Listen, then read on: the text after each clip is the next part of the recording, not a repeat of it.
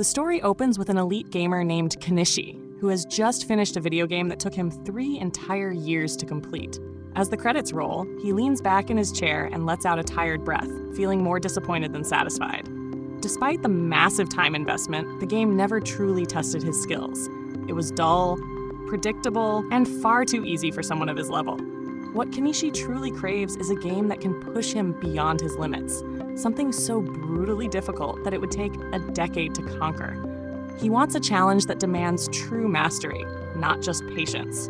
Determined to find that experience, he begins searching for his next game, scrolling through countless titles, reviews, and recommendations. Unfortunately, none of them spark his interest.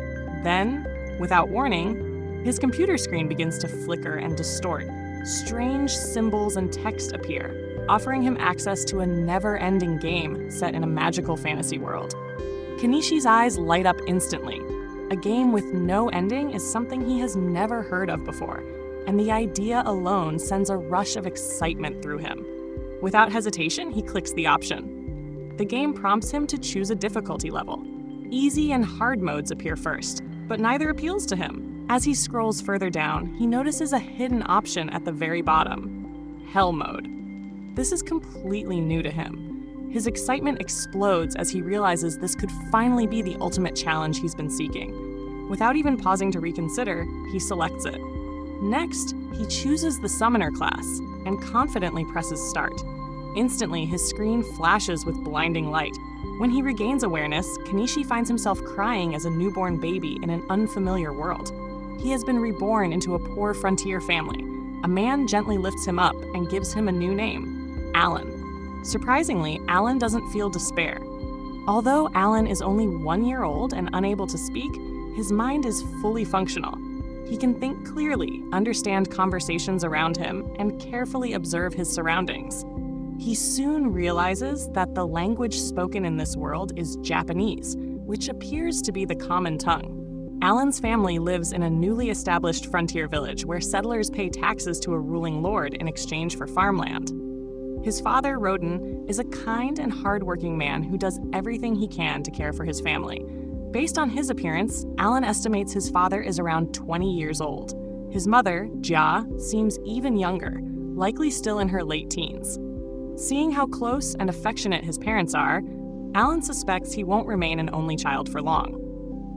That night, after being put to bed, Alan lies quietly and begins reflecting on his situation. Suddenly, he remembers that he chose the Summoner class. Curious, he tries to bring up a status screen to check his abilities. Instead, a massive book suddenly appears. His sudden scream alerts his parents, and realizing the danger, he hastily makes the book vanish. His parents rush in, but seeing nothing unusual, they assume he simply cried in his sleep and leave shortly afterward. Once the room is quiet again, Alan cautiously summons the book back. He discovers that it is a grimoire containing all his stats, skills, and abilities. Reading through it confirms that he truly is a summoner, just as he selected in the game. The grimoire explains that he can summon creatures, but due to his infancy, he is currently restricted to insects and small beasts. Even with those limitations, Alan is thrilled. Eager to test his powers, he attempts to summon an insect. However, no matter how many times he tries, nothing happens at all.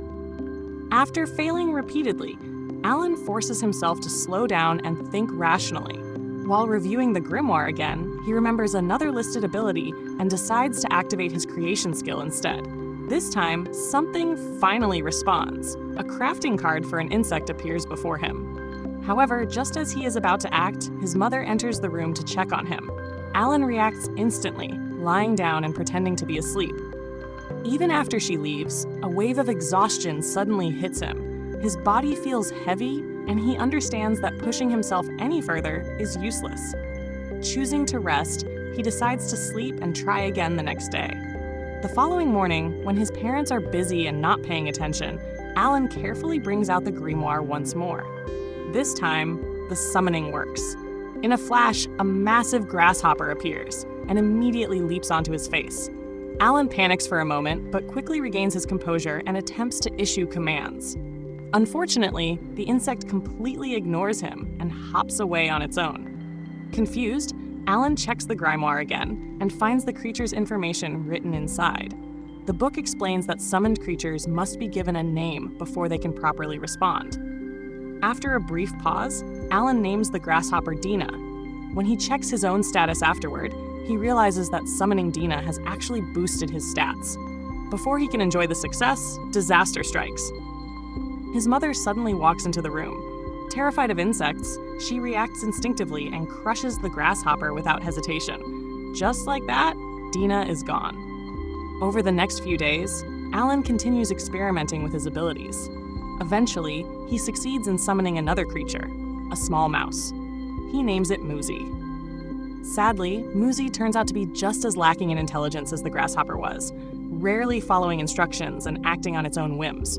However, unlike Dina, Muzi possesses a useful skill called Scurry, allowing it to move around the room at incredible speed. While Muzi isn't very obedient, it at least activates Scurry when ordered, which gives Alan some reassurance.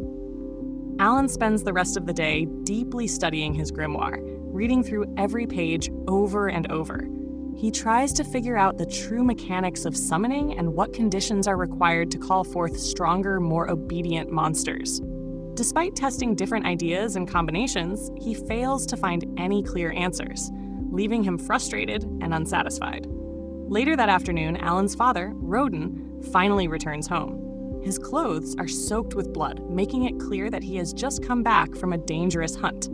Proudly, Roden tells his son that he successfully defeated a massive wild boar and asks if Alan wants to see it. The moment Alan hears this, his excitement skyrockets. It would be the first real monster he has ever seen in this world.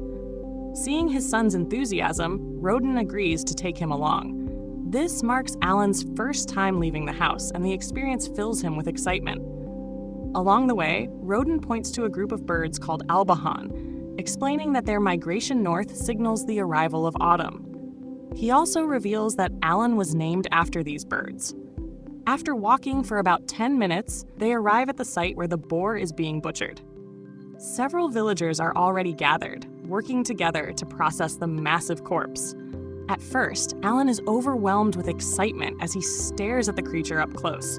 But the longer he looks, the more that excitement turns into fear. Soon, one of their neighbors, a man named Jera, approaches Roden to congratulate him. The surrounding villagers join in, cheering loudly. Everyone knows how difficult it is to take down a boar, and Roden's achievement earns their respect. Roden then introduces Alan to Jera, who is left completely stunned by how polite and well-behaved Alan is, especially for a 1-year-old child. Putting his surprise aside, Alan asks Jera just how strong a boar really is. Jera explains that boars are naturally powerful monsters, and that it usually takes around 20 people working together to bring down just one. After hearing this, Alan quietly stores the information in his mind. It gives him a clear reference for how strong monsters and fighters in this world truly are, and what kind of power he may need to survive in the future. Around 10 months later, Alan receives exciting news. He finally reaches level 2 as a summoner.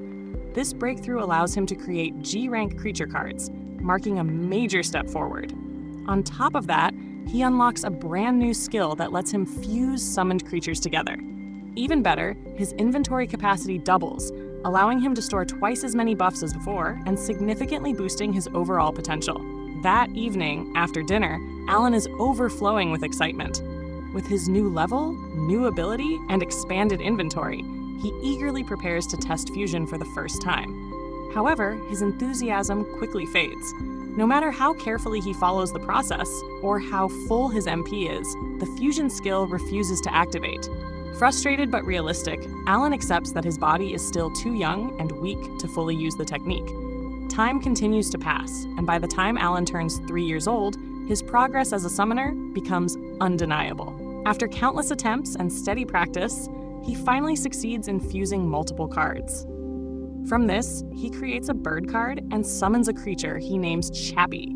Chappie possesses a unique ability called voice mimicry, allowing it to perfectly copy anything Alan says. The moment Alan hears his own voice repeated back to him, he instantly recognizes how valuable the skill could be. It could be used to mislead enemies, bait monsters into traps, or create distractions during combat. Looking at how deep and intricate this world truly is, Alan feels genuine satisfaction. Compared to his past life, this world represents the ultimate form of hardcore gaming, far beyond anything he ever experienced before. Later that afternoon, around 3 p.m., one of Alan's friends, Karina, comes over to play. As usual, they start pretending to be knights, dueling with wooden sticks. Confident in himself, Alan assumes he'll win easily. But to his surprise, Karina moves far faster than expected. She dodges his swings, counters swiftly, and overwhelms him before he can adapt. Unable to match her speed, Alan is completely defeated. By the end of the day, his body aches and his pride takes a heavy blow. Still, instead of feeling discouraged, Alan silently vows to grow stronger before their next match. That night, the family receives important news. Deja announces that she is pregnant. Wanting to help, Alan tells his father that he can assist with harvesting potatoes, since his mother will soon be unable to work as much. Deep down, Alan knows his stamina far exceeds that of a normal child, but his parents don't realize this. Gently, they tell him that a child his age shouldn't be burdened with labor and should focus on enjoying himself instead. They encourage him to keep spending time with Karina, noting how happy he always looks when they play together. They also mention that they're eagerly awaiting Alan's appraisal ceremony. Confused, Alan asks what that means. His parents explain that when he turns 5 years old, a divine ceremony will determine his natural talent. They desperately hope he'll receive a powerful blessing, one that could finally free their family from their life as serfs. Several months later, during winter, an accident occurs. Alan forgets to put Dina away, and his mother unexpectedly sees the insect. Terrified, she slips and falls. When Roden rushes in, Deja tells him that her water has broken. The baby is coming. Karina happens to be nearby, visiting Alan at the time. Roden quickly asks her to fetch her parents, who have experience with childbirth. Soon after, Jera and his wife Matilda arrive to help. Matilda immediately takes control, ordering all the men out of the house so she can focus on the delivery. The long night passes, and by morning, the sound of a baby's cry fills the house. Everyone rushes in to find that the child has been born safely. Deja asks Roden to choose a name. Without much hesitation, he names the baby Mesh. Deja instantly likes it, though she briefly wonders if the name comes from a monster. Roden admits that it does, but she can't deny that it sounds good. She laughs, and soon everyone joins in. That concludes episode 1. Subscribe so you don't miss the next part, and check out the next video for the continuation. When Alan finally turns 5, the long-awaited evaluation ceremony arrives. On their way, he asks his father how the event works. Raiden explains that it's a mandatory ceremony for everyone, servants and nobles alike, once they reach that age. If a child shows any form of talent, they can earn their freedom from servitude. After hearing this, Karina excitedly asks if they will all attend the ceremony together. Later, when they arrive at the commoner's village, she can't hide her enthusiasm. She boldly declares that if she's evaluated as a swordmaster, she'll become a knight. As Alan looks around, he notices that some of the people are surprisingly well-dressed. It makes him wonder whether they are truly commoners. Still, it's impressive to see everyone, regardless of background, gathered for the same event. Even a child can tell that some families are better off than others. While walking, Alan overhears whispers about his appearance, with some people assuming he must be a servant because of his dark hair and eyes. Before the ceremony begins, 3 priests emerge from the church and proclaim that the God of creation grants equal opportunities to all. They remind the crowd that many legendary heroes once came from humble beginnings. They cite Classy Santa, who was born a commoner, and Durf, the famed Lord of the Sword, who also rose from nothing. Alan recalls that in the game he once played, rare classes like Hero or Lord of the Sword were only available to those of lower status. What he once thought was just game lore clearly applies to this world as well.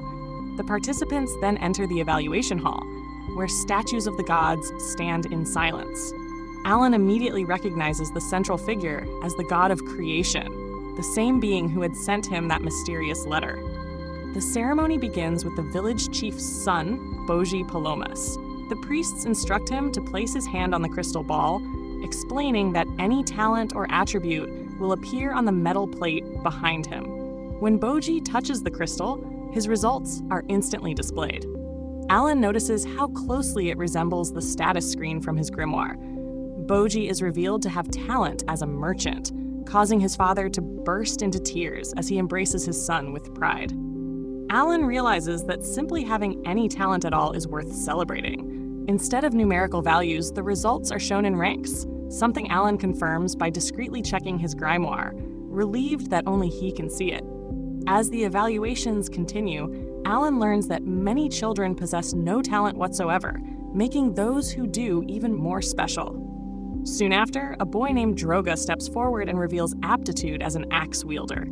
Alan is surprised, as it's the first ranked combat talent he's seen, proving that great potential isn't limited to nobles. When nearly everyone has been tested, it's finally Karina's turn. She rushes forward eagerly, excited to discover her fate. The moment she touches the crystal ball, it erupts with blinding light, leaving the entire hall stunned. Karina has awakened the talent of Lord of the Sword, one of the rarest and strongest abilities in existence. A guard proudly announces that his daughter has obtained the highest possible talent. Still, Karina looks slightly disappointed, having hoped to become a Chinese swordsman instead. To Alan, however, the result makes perfect sense, as it explains her overwhelming strength. At last, it's Alan's turn. His parents wait nervously as he steps forward and places his hand on the crystal ball. This time, the light shines even brighter than before. Raiden immediately rushes closer to make sure nothing is wrong. When they try to read the results, Raiden explains to the priest that they are unable to read and asks him to announce Alan's talent instead. The priest agrees, but the excitement in the room vanishes the moment he declares that Alan possesses no talent whatsoever. For a brief instant, panic grips Alan until he realizes something is off. He studies the metal plate more closely and notices that where his talent should be listed, there is only a clear error in the writing. This discovery irritates him. It's obviously a glitch. Annoyed, he even mentally blames the god of creation, thinking that the system clearly wasn't balanced properly. Because of this bug, no one would ever know that he was actually a summoner. Despite everything, Raiden quietly takes Alan back home, where his mother is waiting. During dinner, his father gently reminds him that talent isn't everything and that no matter what, Alan will always be a source of pride. Teresa agrees, and Alan realizes that even though they live in poverty, without luxuries like a bathtub, he is genuinely happy to have been born into this family. Later that night, Alan checks his grimoire and is stunned to see that all of his attributes are absurdly high. At that moment, he understands one crucial truth. He is the only person in this world playing on Hell mode. Every child at the ceremony was 5 years old, meaning they should all be at the same level. However, the ranking system likely shows expected growth per level, which explains why everyone else only had E rank stats. He imagines himself pulling his hair out somewhere far above, furious at how reality has crushed the idea of casual gameplay. As time passes, Alan begins to notice that his father is acting strangely. Normally, that wouldn't be unusual, but this time it feels different. Soon after, they head to Jera's house to celebrate Karina becoming a Lady of the Sword. Upon arrival, Karina excitedly tells Alan that the Lord of the Sword talent is even superior to the Chinese sword style. Alan pretends to be shocked, saying he can't believe it, even though he already knew. He adds that even before the evaluation, she had defeated him effortlessly, simply because of her overwhelming strength. Matilda mentions that the village chief stopped by earlier and left a bottle of alcohol to celebrate, suggesting they open it. However, Raiden offers his congratulations with a stiff, resentful tone, telling them to enjoy the drink. Jera responds in kind, saying that in her house, guests are served first. Alan briefly wonders if his father is jealous of Karina's talent, but quickly dismisses the idea. He knows Raiden isn't like that. There must be another reason. When Raiden attempts to pour the first drink, Jera stops him, saying she won't touch anything as long as he keeps that bitter expression and asks him to stop ruining the atmosphere. Suddenly, Raiden smashes the bottle against the floor and loudly declares that he is truly happy. Karina has such an incredible talent, one worthy of celebration. Jera then asks why he claimed he would cut ties with their family. The room falls silent in shock. Raiden explains that it isn't his choice. But Karina's talent is simply too extraordinary. She will be able to join the cavalry to serve the nation and might even rise to nobility. People of that status shouldn't waste time associating with servants. At that moment, Alan realizes his father was trying to do what he thought was best, offering an unwanted favor. Raiden insists that becoming a Lady of the Sword is a monumental achievement, but Jera coldly responds that it means nothing to her. Exhausted by the argument, Alan asks Karina to step in, hoping she can calm everyone down. Krina instantly pulls out her wooden sword, ready to step in. However, before she can act, Teresa calmly pinches her husband's cheeks to restrain him, while Matilda simply starts beating hers up, turning the scene into something straight out of a chaotic dinner brawl. Once things finally settle down, Alan asks Matilda if they had always been like that. Laughing, she explains that having children actually mellowed them out. Before parenthood, they used to throw punches without hesitation. Teresa smiles nostalgically and adds that all 4 of them were childhood friends who grew up together in the same village. Matilda continues by explaining that about 10 years earlier, rumors began circulating about the founding of a new village. The 4 of them decided to join the project together, dreaming of building their homes side by side. That's why both houses share the same design. Roden mentions that having more hands made it easier to construct 2 homes at once, especially when it came to gathering materials and labor. Jera adds that she handled raising the support beams, while Roden worked on the walls and floors. She casually finishes by saying she also took care of the roof. Roden jokes that he hasn't had sake since his wedding day, with Jera admitting the same. Both of them usually get sick from drinking. The following day, Jera is informed that the Order of Knights has arrived to see Krina. Soon after, Roden and Jera head to the commoner's village with their children. A crowd gathers, and Alan notes that word of Krina becoming a Lady of the Sword has already spread. Suddenly, Droga approaches Krina and Alan. Alan recognizes him as the boy from the evaluation ceremony, now openly displaying his axe user talent by carrying a massive weapon. Droga sneers at Alan, asking why a talentless nobody is even there. Before Alan can reply, Kino steps forward to defend him, claiming Alan is present because he's strong. At that moment, the village chief announces the arrival of the Order of Knights and orders everyone to clear a path. The crowd instantly recognizes the captain, a master swordsman named Zainov. Krina's eyes sparkle with excitement as she finally sees real knights. She eagerly introduces herself to the captain. Alan quietly asks if this means she'll be leaving the village to become a knight. Jera quickly explains to Zenov that her daughter is only 5 years old and has never even held a real sword, meaning she wouldn't stand a chance. Zenov dismisses the concern, stating that none of that matters if she truly is a Lady of the Sword. The only issue, he says, would be if this were all a lie meant to deceive a man named Grawl. Jera hurriedly denies the accusation, but Zenov turns to his vice captain, allowing no objections. Sensing something wrong, Zenov warns them that falsifying evaluation results is a crime punishable by death. To verify Krina's talent, a duel will be held. Jera begs for mercy, terrified that her daughter's life is in danger. Zenov coldly responds that refusal means execution. Krina and her entire family would be killed at the lake. Alan is stunned by the severity of it all, wondering if these people have completely lost their sanity. Tension fills the air as everyone watches in fear. But the moment Krina lays eyes on a real sword, she rushes forward, asking if she can use it. Accepting the challenge without hesitation, she faces Leberand, the vice captain of the Knights.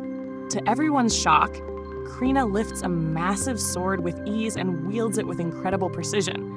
Despite being just a child, she withstands the relentless attacks of a seasoned warrior. Her parents watch in horror, while Alan burns with anger at the excessive force being used against her. After being slammed into a wall, Krina rises again, releasing an overwhelming pressure that reveals a special ability far beyond Leberand's power. With one final strike, she cleaves his sword in half, proving that she could have killed him if she wanted. The duel ends immediately. Leberand acknowledges his defeat and praises Krina's strength. The crowd erupts in applause, and there is no longer any doubt that she is a true Lady of the Sword. Zainov accepts the outcome, apologizes for his earlier behavior, and congratulates Jera on raising such an extraordinary daughter. Later, everyone gathers for dinner, where Zainab formally introduces himself as the captain of the Knights. He explains that he was sent to confirm the existence of a Lord of the Sword in the region. Deeply impressed, he announces that the village will be renamed in Krina's honor and asks Jera to continue training her so that she may one day study at the academy and serve the royal family. During the celebration, Rodin is also recognized for his contributions as a skilled hunter.